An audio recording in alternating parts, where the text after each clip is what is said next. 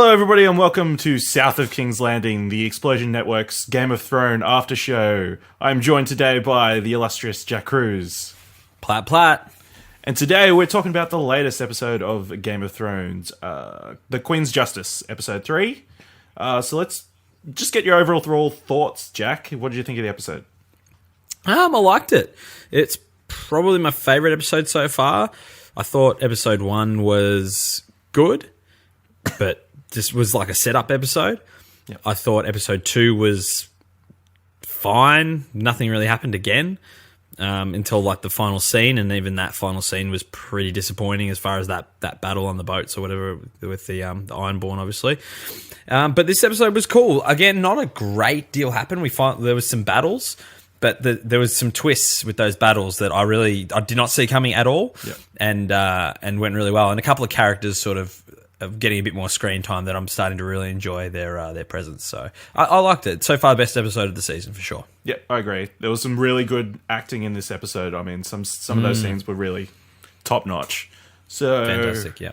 Yeah, let's kick straight into it, where we have Jon Snow finally arriving at Dragonstone with Davos in tow. He meets up with Tyrion on the beach, and pretty much sticks him up for all his weapons and everything. Yeah. This was what I was looking forward to the most with this episode, but it was probably the part that I was most disappointed with. Yeah. I was expecting some sort of something, I guess, with Daenerys and Jon finally meeting. It was almost like some weird connection that they would have, but it was almost too realistic, in that, there's no reason for them to have any, just because they're brother and sister doesn't. Well, everybody knows they're both Targaryens based on the end of last season. No, like everybody watching knows. Yeah, so technically, if you're watching this, you should know that by now. Yeah, she's his aunt. I think is what I've read. His what? His aunt. No, they're. I don't think they're brother and sister. Because it's Rhaegar was with Ned Stark's. Wasn't it him? He was with Ned's. Like the Mad King was with Ned Stark's sister. No, it wasn't the Mad King. It was the Mad King's... Wasn't it? Relative, I think. I read in this article that I'm looking up, so that's what I'm going with. Interesting. I always assumed that they were brother and sister. Here we go. The son of Dany's brother, Rhaegar. So Rhaegar is the Mad King's son. Oh, the little blonde dude who got his head melted in the first season. No. Other brother. Another brother. Before. Fuck. It's fucking confusing. It's confusing. I always assumed it was someone else. Anyway, well, so that's his auntie, I guess. Okay. Well, it makes a little bit more sense then. The things start to make a bit more sense for me now. So before they actually have that discussion, we see Varys and Missandra on the cliff. The Red Queen. She doesn't want to have a thing to do with Jon Snow. No, she knows you fuck her up. Yeah, so that was pretty interesting, because she says she needs to die. She's going to leave Westeros, but she needs to die in Westeros.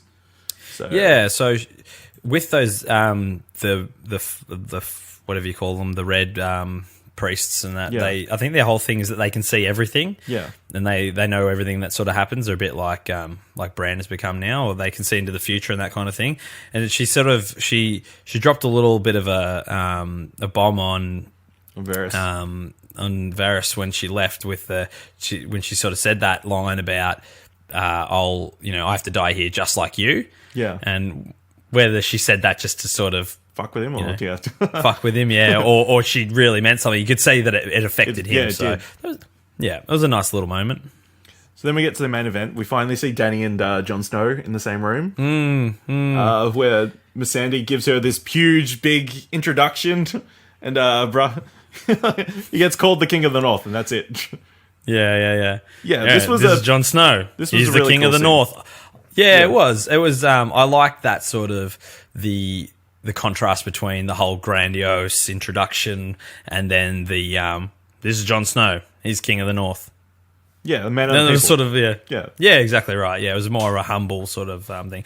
Look, it was good. I always have high expectations when it comes to this show, so I was expecting something a little bit more, maybe, I don't want to say epic, but just a bit more grand. It sort of just played out. Is this how you expected it to go? That he wouldn't agree to bend the knee, and they would be a little bit at odds. Yeah, yeah, definitely. Yeah, I was sort of, I don't know, I was hoping for a little bit more conflict. It sort of seemed to just be there, and then it was over. It turned a little bit into a dick measuring contest. Look at all these terrible things that I had to endure. Look at all these terrible things I had to endure. Yeah. Yeah, exactly right. Yeah. And it sort of came to a halt pretty quickly, like the whole conversation. And it wasn't what I was sort of hoping for and expected, but it went the way, I guess, like the outcome at the end was sort of how I expected it to be. Cool. So then we get a quick look in on Theon. Fucking Theon. Yes. Fucking Theon. Reek. Yeah, he's alive, and yeah, that's pretty much it. Then nice cameo from a former Water Rats actor there. So the captain on that ship used to be in Water Rats, so that was a nice little Easter egg for us dragons. Yeah, so that was cool. It'll be interesting to see how he's dealt with when he's taken back to Dragonstone. Yeah, it'll be interesting to see how much he's there at the moment. I think he took us a couple steps back to Reek. Yeah, most definitely. So then we get Euron dragging his prizes through King's Landing.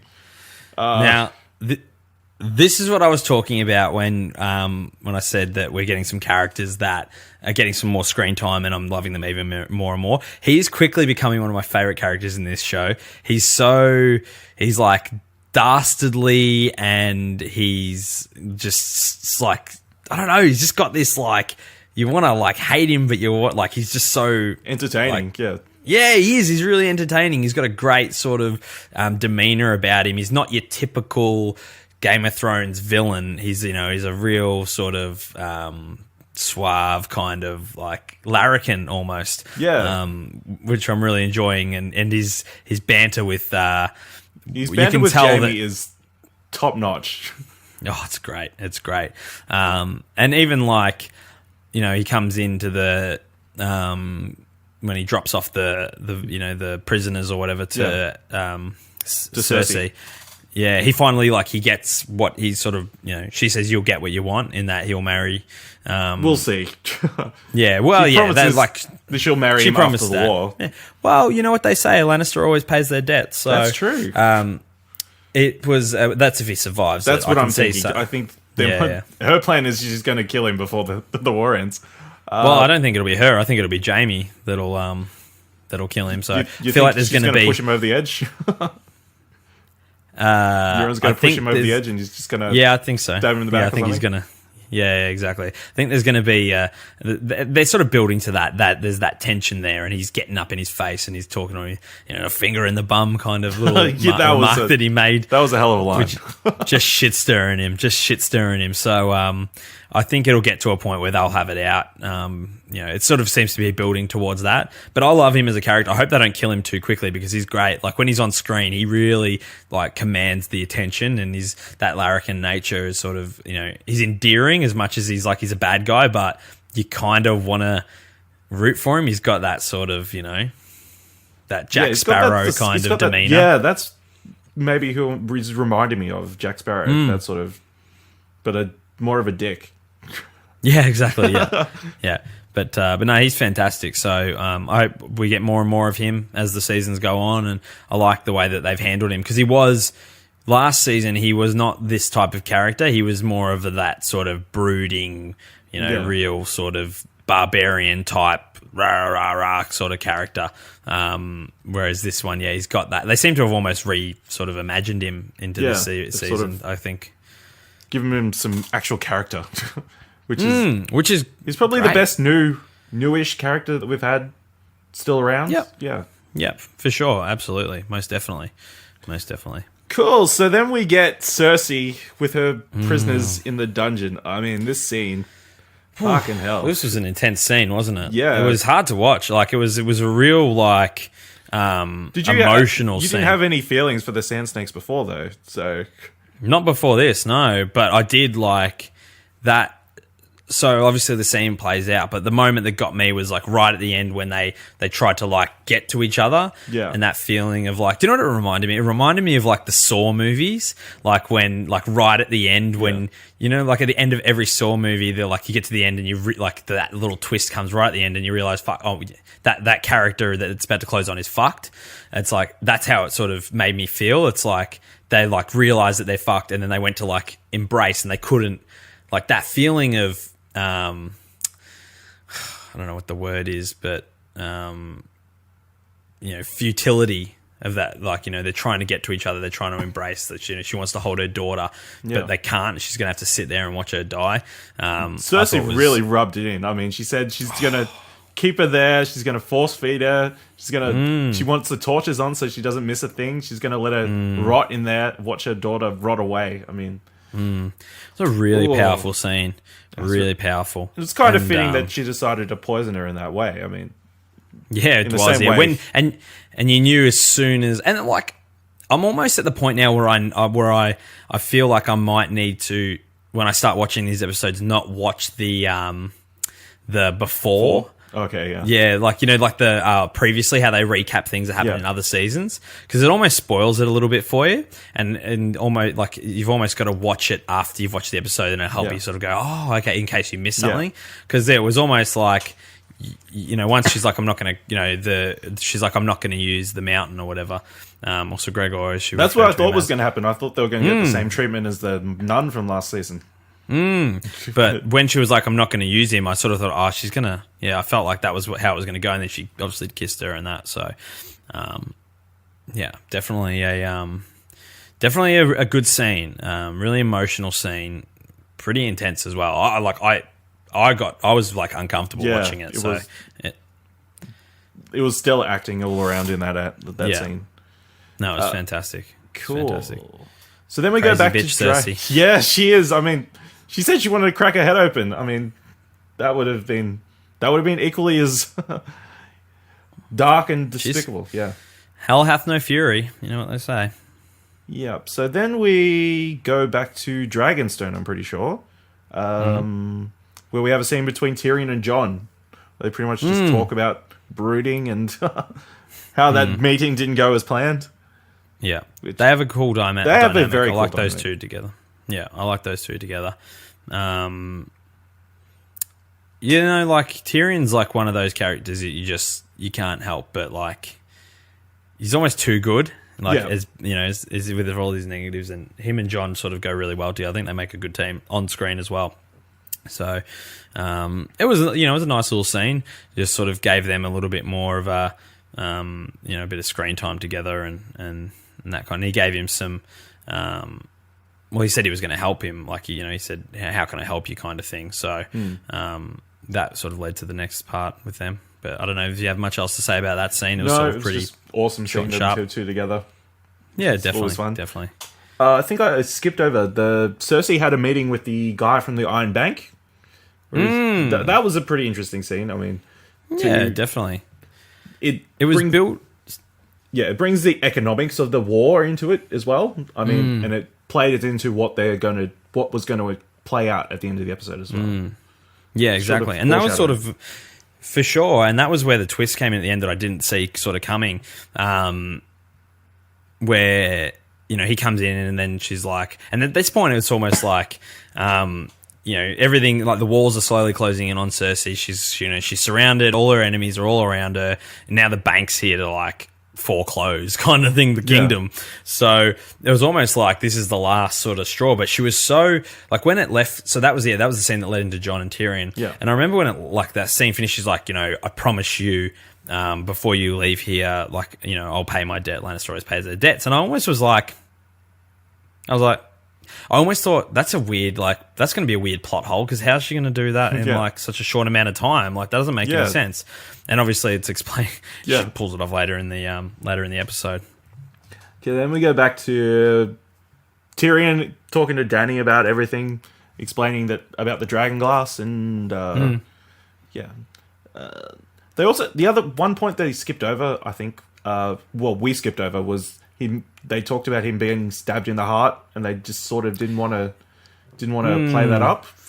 Yeah. And then because she brought it up. Yeah. She brings it up in that scene. She's like, well, that's it, because John stops Sir Davos when he's like, he's stabbed in the heart, and he almost goes to, Davos almost goes to say in that scene earlier, he almost goes to go, he died for, like, you go see that's what he was sort of about to say, and that's when Jon Snow stops him. Yeah. And, it's sort of like, and then, obviously, so, Dany brings it up again later on with Tyrion about, she's like, what did he think he meant when he took a knife to the heart, and he plays it off as northern, Northerners, just stories. Dramatic. Yeah. yeah. Yep, so then we get Jon and Dany again, and pretty much some of it is they've agreed that he can mine the dragon glass, and so that seems to be where we're going next. Yeah, again, and this was the thing that with the only sort of downside to the episode was the parts that I was looking forward to the most, which were the interactions finally between Dany and Jon, were probably the most disappointing of the whole episode.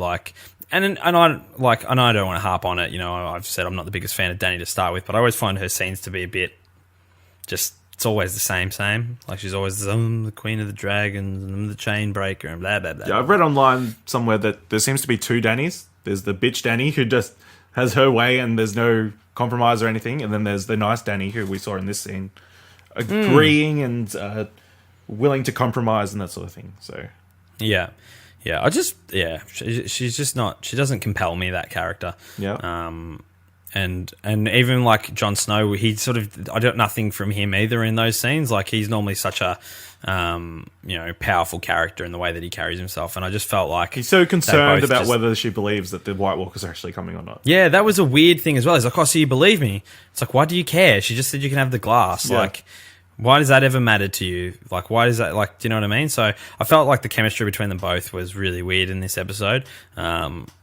Maybe that was intentional. I don't know. But it was, they were probably my least favourite scenes from the entire episode, to be honest.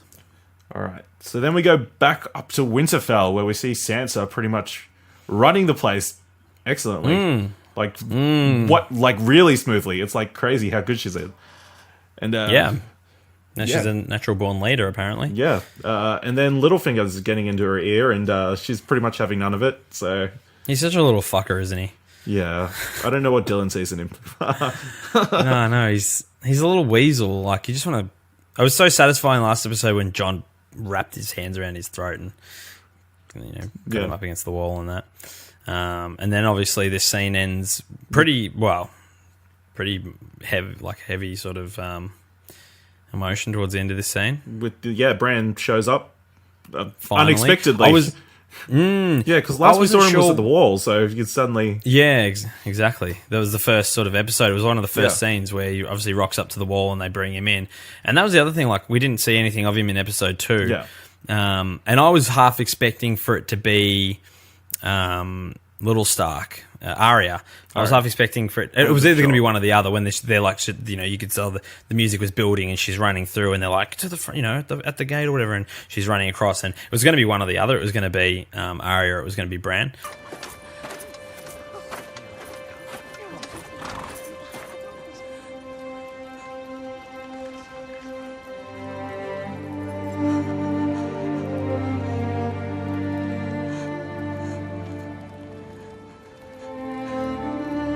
Hello, Sansa.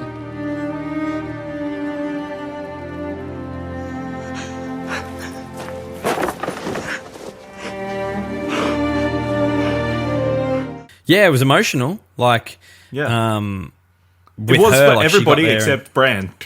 Exactly. That was exactly right. I'm waiting. Like, he's coming in. Like, she comes in. It's like, she's like, oh, his brother. And I'm like, this really, like after all of these seasons, like, they're finally reunited. It's this amazing moment. And he's just sort of like, hi, Sansa. The straightest face.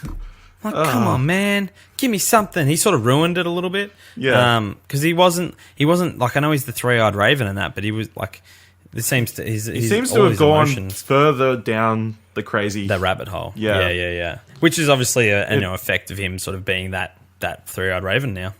Yep. So they have this pretty nice, I guess, scene under that tree where he tries to explain what he's been through and what he's going through. Gets super awkward towards the end. And then it gets super awkward. He's like, oh, you look great in that white dress. He does mention that he needs to talk to Jon. which we'll play in probably later. But yeah, he pretty much tells her that he saw her wedding night where she got raped. Which, not the greatest thing to bring up at a reunion. No, not cool, man. But super awkward. It made me realize, I was just like, really, dude? And then she's like, I gotta go. He's like, I'll stay here for a bit. Yeah. It's like, okay. So I'm not sure, that character seems to have lost all of its, character kind of thing. Like, now he's just this weird sort of, maybe he's sort of oracle type body, character.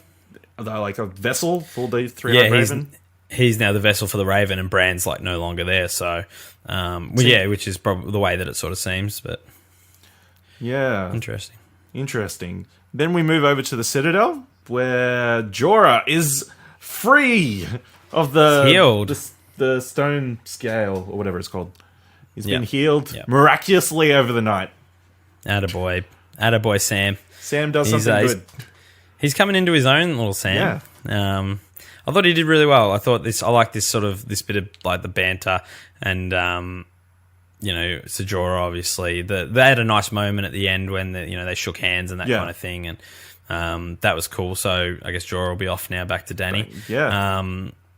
But I like the character of Sam, and I like his sort of bumbling, like half confident, half like, well, yeah, I fucking did it. Like, yeah, he's talking to the Archmaester after that, where he's explaining how did you do this procedure? I read the instructions and I did it.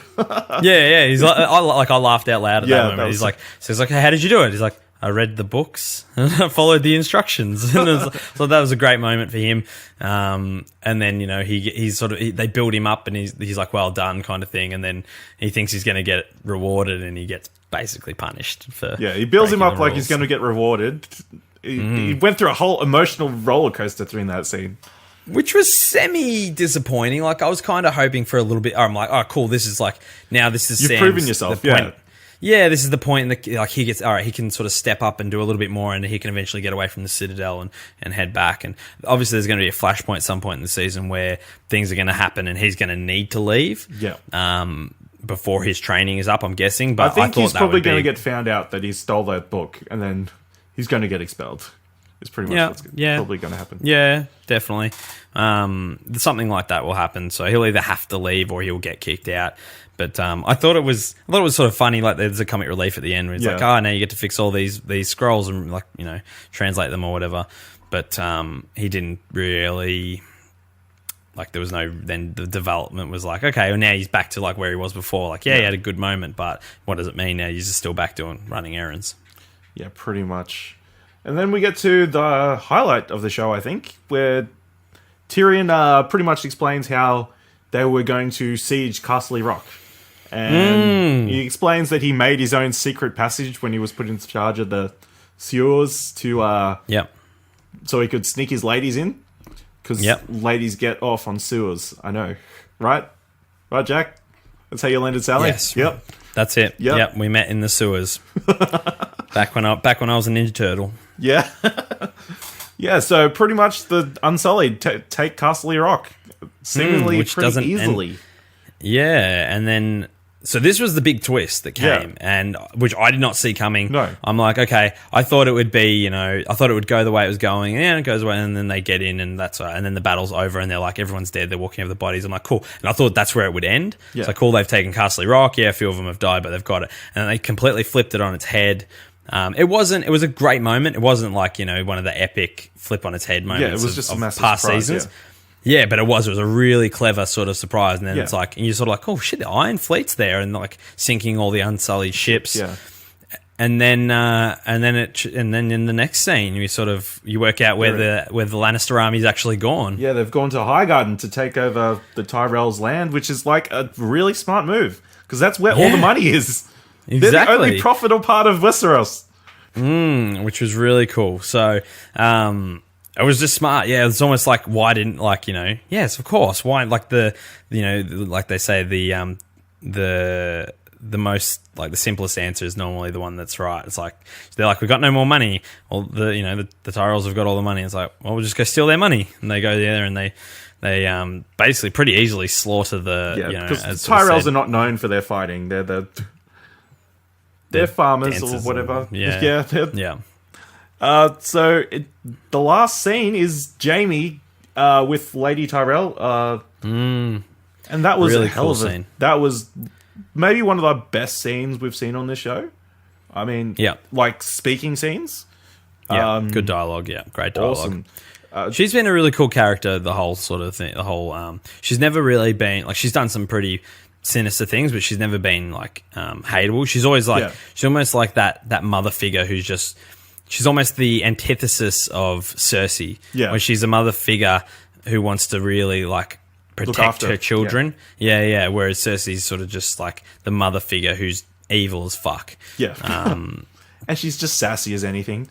Right to the end. Right to the end. Yeah. And she sort of... Sorry, go on. Yeah, she tells Jamie that Cersei's a cancer and she's going to be the end of him. And he goes, probably. Yeah, pretty much. And she brings up Joffrey, asking about that sword. And she uses Nick's favourite word. And then after, she's given a poison to end her life painlessly. She reveals to Jamie. I thought that this was going to be like this. This was the twist that didn't come. Yeah. When he gives her the poison, I thought that it would go the same because he's like, he acts like he's doing her a favor and he gives her the poison to kill her painlessly.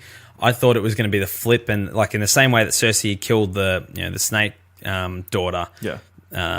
That it's going to be the same fate for her. Is that she drinks the poison and she's like it's terrible how he died, bubbling and bleeding from his eyes and skin goes purple and all that.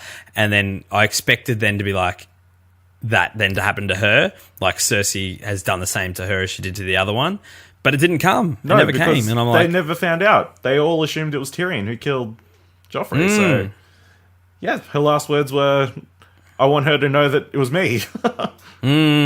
Yeah, really, really cool moment. So, could have gone another. Like they could have almost done that in that they, because Jamie always believed Tyrion that he never killed Joffrey, but so they could have almost played that off and given her that poison and given her a really gruesome death. But they didn't go down that route, which is fine. I thought it was good. It was still a great scene. I thought Jamie was like going to behead her or something at the end. Yeah, he was pretty... I think he's gone a bit soft. Yeah. He's not quite... He doesn't have that killer instinct that he had in the first season. Although, now that you mentioned soft, there was an earlier scene where so Jamie and Cersei definitely weren't soft. No, they were not. They were not soft. So and they don't care who cares. They don't care who watches anymore. Yeah, she doesn't give a shit anymore. No, she does... No fucks given from Cersei, so she's very much... Yeah. She's like, I don't care who. She's like, you can't let people see. She's like, I don't care. I'm the queen. It's like, oh, fuck. All right. So, the sort of cat's out of the bag, I guess, with that one. Yeah, pretty much. Yeah, so that pretty much brought us to the end of the episode. Pretty much Team Dany is in up shit creek. The Unsullied are on the other side of Westeros with no ships, and the Tyrells are cut off and... No money. No money. They've got no Dawn. No fuel for Dawn, so... Yeah, so Dany really does need Jon Snow now. Yeah, he will now, so it'll be interesting to see what happens next episode. So, like every episode of South of King's Landing, Jack, who do you think is going to be sitting on the Iron Throne at the end of the season?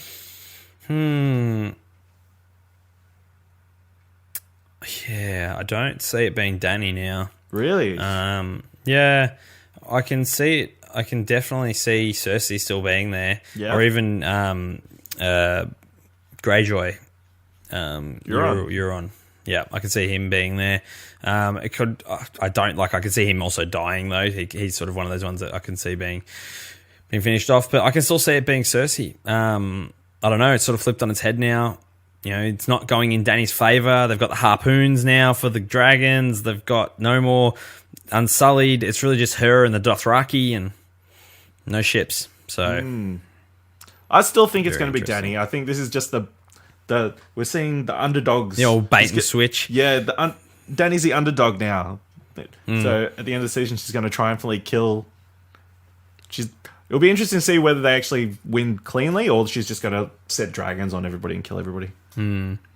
Yeah, I can definitely see a dragon or two dying through this season, but yeah, you think we'll see. Yeah, definitely one. Yeah, at least for one's sure. probably going to At least be one taken definitely. out, I think. Most definitely. Cool. So that brings us to the end of the episode. If you liked what we had to say here, be sure to hit that like button, that subscribe button, leave a comment, tell us how we're wrong. If you want to let us know any other Game of Thrones theories, hit us up at Explosion Pod on Twitter. And until next time, keep on watching Game of Thrones, I guess. Is that how we end these episodes? Could be. Plat plat. Enough with the clever plans.